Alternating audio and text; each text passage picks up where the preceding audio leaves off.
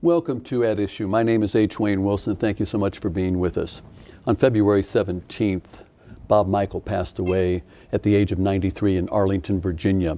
He had represented the 18th Congressional District in Central Illinois for 38 years, ending in 1995, the last 14 of which were as the minority leader in the U.S. House of Representatives.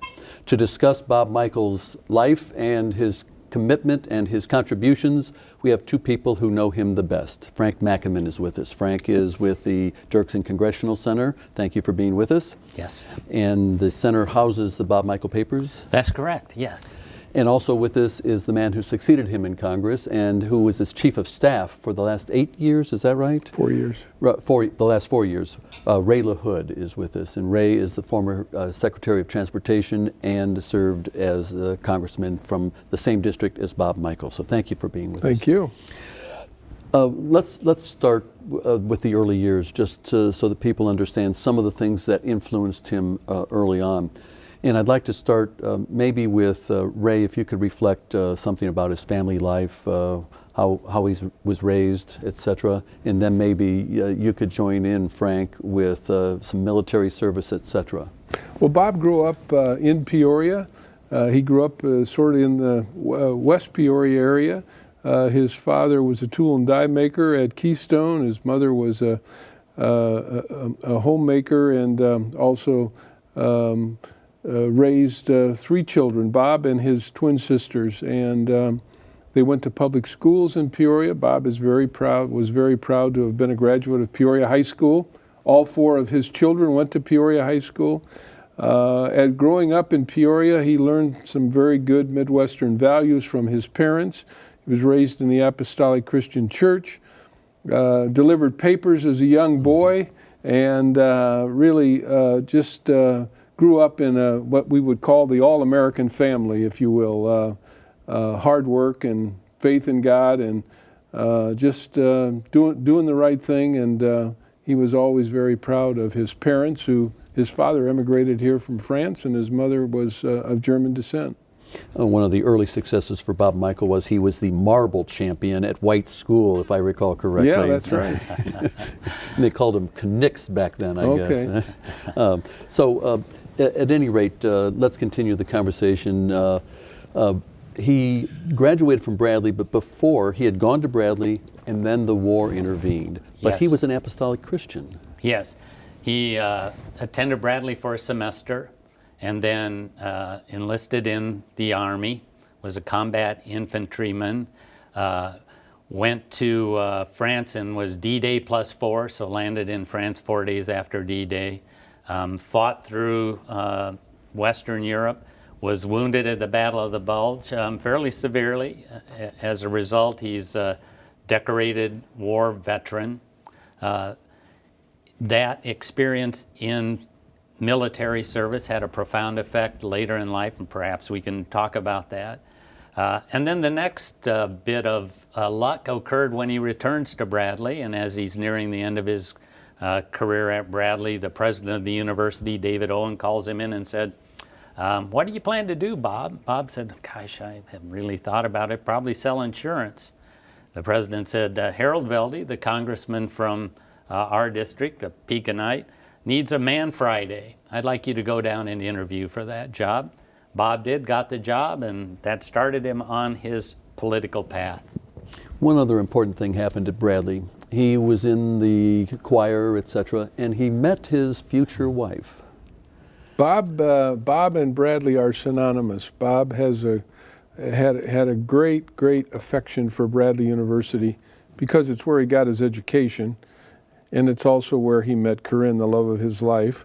And they not only met at Bradley, but they met around music, which was something that Corinne was very good at, and Bob was a very good singer. So that was something they had in common and carried on throughout their life. But their commitment to Bradley and their affection for Bradley never waned throughout their entire lives. Their first date was to a Bradley basketball game. Then just proof that they were committed to Bradley. Right. Yeah. So he started working for Harold Veldey. And one of the things there were a lot of things that happened that were, I don't know if it was luck or a coincidence, happenstance, that really set the stage for him later in his political career. And one of those is that Congressman Veldey was very involved in the House and Un-American activities. So his chief of staff, Bob Michel, played the role of congressman, so to speak. Yes. Harold Veldey actually chaired the House Un-American Activities Committee when the Republicans won the majority of the House following the 1952 election, I believe. But you're right. Harold Veldey was tied up with the famous Hollywood hearings, made his mark on the national stage, and Bob worked the district. And Bob would say that in 1956, when he ran for Congress in his own right, I knew the name of every precinct committeeman by that time. So you're correct. Bob was fortunate in having those responsibilities. And then he announced that he was going to run for Congress to replace Harold Veldey. And you actually have the paperwork that when he made the announcement, the press release. Yes, Harold Veldey made the announcement driving back from Chicago. I think it was only a week before the filing deadline. Bob hurriedly put together a press release and said, it's my time, I'm pleased to run. And he ran in a contested Republican primary, defeating the favorite, Jim Unlin from Pekin, and then went on to win the general election in 1956. You know, H, one of the interesting things about that election is, number one, the 18th district was only 6 counties. Today, the 18th district is 20 counties. And Bob is very fond of saying his first election cost him $15,000. His last election cost him over $1 million. And his first election, with only 6 counties, had one major media market, the Peoria area. Included the Peoria Journal-Star and maybe a couple of television stations. So in '56, as Frank said, Bob probably knew every voter in the 18th district, let alone every Republican precinct committeeman. And that win in 1956 was over Fred Allen. Yes. And he didn't really have a close election until 1982. That was the next time that there really was a close election. What were some of the factors that led to Doug Stevens challenging him and being so close to defeating Bob Michel? Well, part of it was our local economy was hurting very badly because of a Caterpillar strike, because of a downturn in the economy. We were 2 years into the Reagan administration. Bob was the Republican leader. He was leading the charge. He was leading Reagan's agenda as Republican leader in the House. He was spending probably 80 to 90% of his time in Washington and not much time in the district. And I think some people felt, and his opponent, Doug Stevens at the time, made the point Bob cares more about Washington, cares more about Reagan than he does about the little people in Central Illinois. That message really did resonate. And as you said, Bob had his closest election, won 51% to 49%. And it was because of a lousy economy, and it was because of a perception that the local congressman didn't care much about us, but was trying to push through a Reagan agenda that was hurting the economy in Central Illinois. Your take on that? That's the primary reason, but there were complementary factors as a result of the redistricting in 1980. He's running in a district that's 60% new voters to him, so that's part of the problem. If memory serves, there was a boycott preventing Caterpillar from selling pipe layer equipment to the Soviet That's Union. right. That was part of the problem. But the primary issue was, and this is a refrain every leader regardless of party faces at some point, the challenger says you care more about what's happening in Washington than what is happening in the district. Tom Foley, as Speaker of the House, loses on In 1994. by that challenge. Yes. While he was Speaker, while he was a sitting Speaker, he had someone running against him saying Foley cares more about Washington, D.C. than the state of Washington. Actually, he was from Seattle, but Frank is right on that.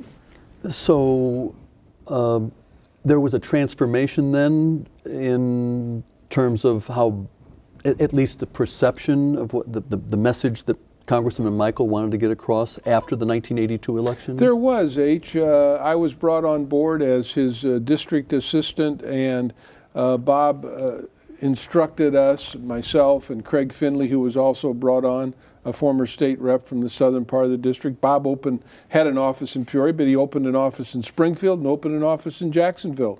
And he said to the people, I've heard you. I get it.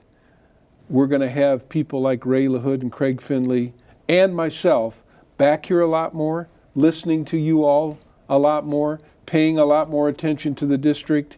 And he did that. He did come back a lot more. But he also assigned us the responsibility of going to a lot of meetings, attending a lot of opportunities where we could listen to people. And his philosophy on that changed dramatically. I think the election taught him a lesson that you got to stay close to the people. And you had, one of the reasons you were brought on board is that you had some experience having worked for Congressman Tom Railsback. That's right, in the Quad City area. Mm-hmm. I think another thing that's important to point out about 1982 is in such difficult times, what carried him through? Why did he win? And I would submit that he won because of his personal reputation for integrity and hard work. He won because his basic conservative philosophy lined up with the most of the voters in central Illinois. And then what Ray has just explained testifies to another feature of his character and his leadership style. He was able to adapt. He had core convictions, but he could adapt, and he did in terms of how he served the district, and it over time into the late 1980s and early 1990s, his leadership style showed an ability to adapt. Call it pragmatism, whatever you want. I think that was another skill he had. He was elected in December of, it would have been 1980, as the minority leader. Can you tell me a little bit about that? Well, the first thing he did was, don't call me minority leader anymore, call me Republican leader. He wanted to erase this mentality of we're in the minority. He had a contested race. He ran against Guy Vanderjagt, who was the head of the Republican National Congressional Committee in charge of electing Republicans to the House. Vanderjagt's a great orator, a show horse, great ability to raise money. Bob brings a different set of skills to that contest. He mastered legislative procedure. He had built personal relationships through his hard work in committee and in some auxiliary organizations. He was known as a workhorse. The election came down. It's a secret ballot. Each candidate thought they had a certain number of pledges. Bob prevails, and not really in a close election. And he's elected to serve a total of 14 years, so 7 elections. And Tip O'Neill, Speaker of the House, hands him a gavel in 1980, late 1980? 1981. So when the congressional session begins in January of 1981, it's a tradition for the Speaker to present a gavel to the minority or Republican leader in this case, and this is the actual gavel that Tip O'Neill presented to Mr. Michael. Well, Frank talked about how there were certain traits about Bob Michael that allowed him to become the minority leader. What were the traits that you recognized in him that made him the kind of person he was? Bob was a very likable person. Bob had respect for everyone, no matter what their political persuasion. Bob was a good listener. Bob had an awful lot of humility. And that combination of those values enabled him to make friends, not only in the Republican Party in order to ascend to become Republican leader, but in the Democratic Party also. We've said many, many times, Ronald Reagan gets a lot of credit for passing a lot of major legislation. He could have never done it without Bob Michael's ability to reach across the aisle and tap into the friendships that he made over a long period of time because of his humility, because he was a good listener, because he did not impugn someone else's motives because they didn't agree with him. That did not make them a bad person. Two other things, H. Compromise was never a bad word for Bob Michel, never. And he knew that in order for Reagan to pass his major legislation, there would have to be compromise.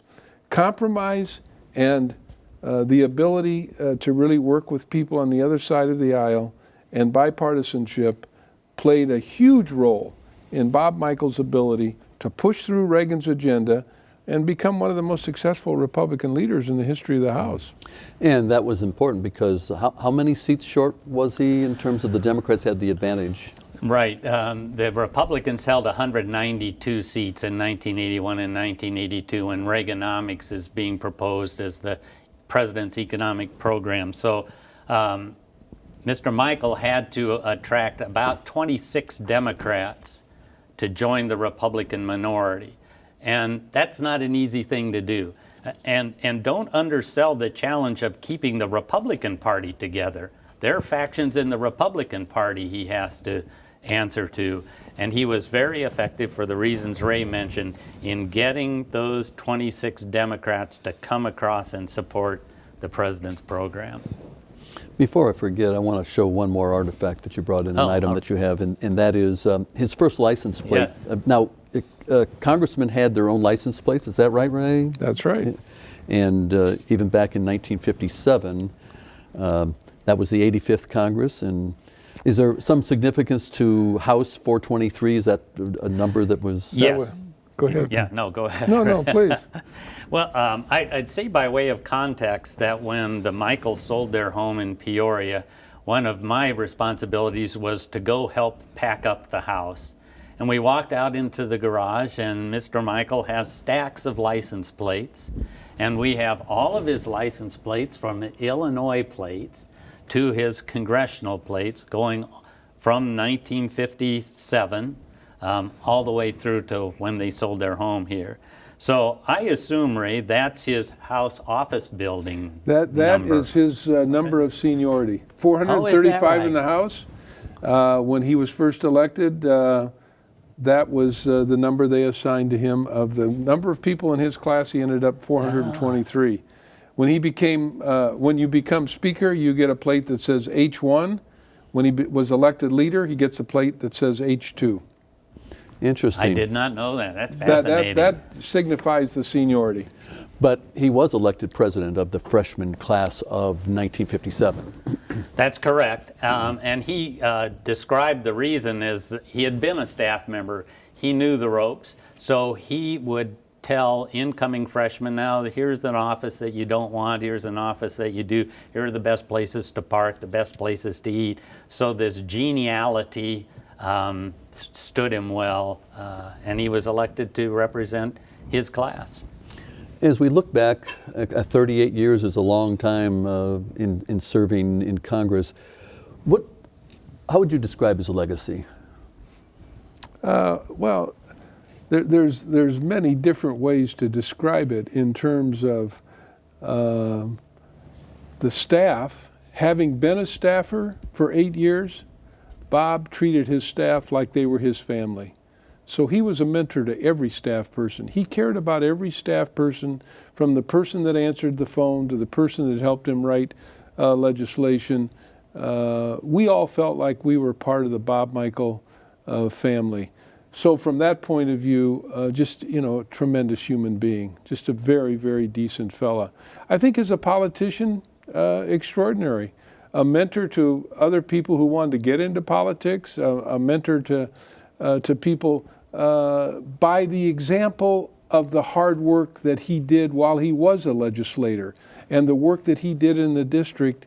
He was a good example to a lot of other elected officials and to other politicians. Tremendous family man, 4 grown children, and all very successful.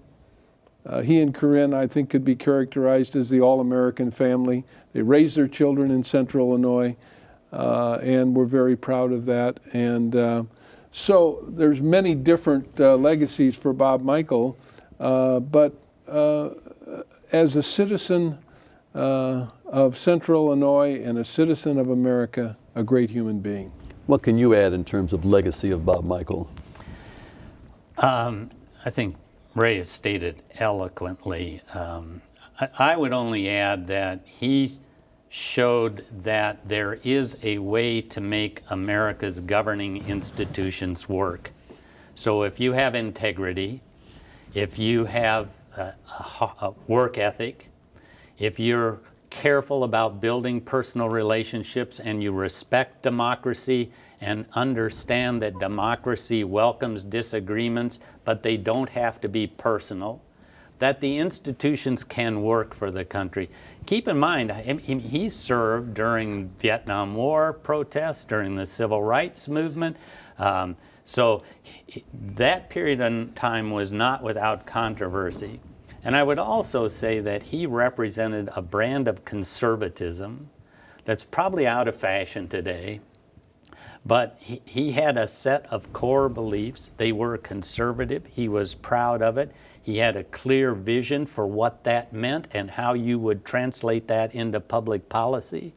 And I think that brand of conservatism, leavened by pragmatism and flexibility in relationships, stands as a terrific model for today's politicians, one they don't seem to follow. That would bring up the question of what would he say about the way Congress works today? Well, Congress doesn't work, hasn't worked for the last few years. That's why people are so frustrated. That's why issues like immigration and transportation and infrastructure, tax code issues, balancing the budget have not been solved. And Bob was frustrated with that. One of the people that he mentored while he was a leader and while he was in the House was John Boehner. John came to the House and Bob gave him the opportunity to move up in leadership and helped him do that. And then he was very disappointed when the Tea Party wing of the Republican Party ran Boehner out of office. That's not the kind of politics, that's not the kind of Congress that Bob Michael knew, where you nurtured people, you brought them up, you gave them the opportunity, and then they turned out to be good stewards of the leadership positions that they had. And so I would say that there was a fair amount of disappointment in, as Bob watched the last presidential campaign and certainly watched Congress over the last decade. He wasn't just a politician. He liked to sing. He liked to play baseball. Yes. He was the pitcher for many years on the Republican congressional baseball team that would play the Democrats every year, and I forget how many games he won in a row. A substantial number. He was inducted into the Hall of Fame for that exercise. He was the winningest, I think, pitcher. And this is baseball. This is not softball. So he was very proud of that. He played baseball at Bradley, for example. And in terms of singing, in one of the oral histories we have at the center, he recalls that he achieved a lifelong ambition when he was invited to sing with the Mormon Tabernacle Choir when they were rehearsing for a concert at Constitution Hall. So he was also, he loved golf too, H. He loved to play golf. Taught his boys the art of golf here in Peoria, took them out and showed them how to play golf, and even up until he was 90 years old, he was still playing. I played golf with him a couple of years ago, and what a joy. One other thing about baseball I want to share. John Parkhurst, who was an attorney. And former state rep. And former state representative, was in Constitutional Convention in 1970 for the state of Illinois. He told the story of Bob Michael had won so many games in a row for the Republicans, and he was very proud of that fact, as you mentioned. And then someone came up to him and said, Bob, you're not going to pitch this year. And he goes, what? But I have this long track record. Do you recall that? I've heard the story, but I can't recount it, so please do. It was Vinegar Ben Mizell, who had been a pitcher for the St. Louis Cardinals and Pittsburgh Pirates, and I think shortly for the New York Mets. And Bob said, I guess I'll step aside. So he knew when he should lead, and he knew when he should step aside. Yeah, exactly. So a final thought on Bob Michael, real briefly. Extraordinary leader, extraordinary human being, extraordinary mentor for many, and will be missed. And 10-second thought on Bob Michael. He represents the passing of an era and one I hope we return to. And I will say that we have passed through the time for our half hour of At Issue. I thank Bob for Bob Michael, and I thank Frank Mackaman of the Dirksen Congressional Center, which houses the Bob Michael papers. You're welcome. And thank you to Ray LaHood, who succeeded Bob Michael in Congress and is the former Secretary of Transportation and still involved in infrastructure issues with the Building America's Future. Thank you, H. And we thank you for joining us in this special edition of At Issue. Please join us again in the future as we delve into many, many topics affecting Central Illinois. Thanks for being with us.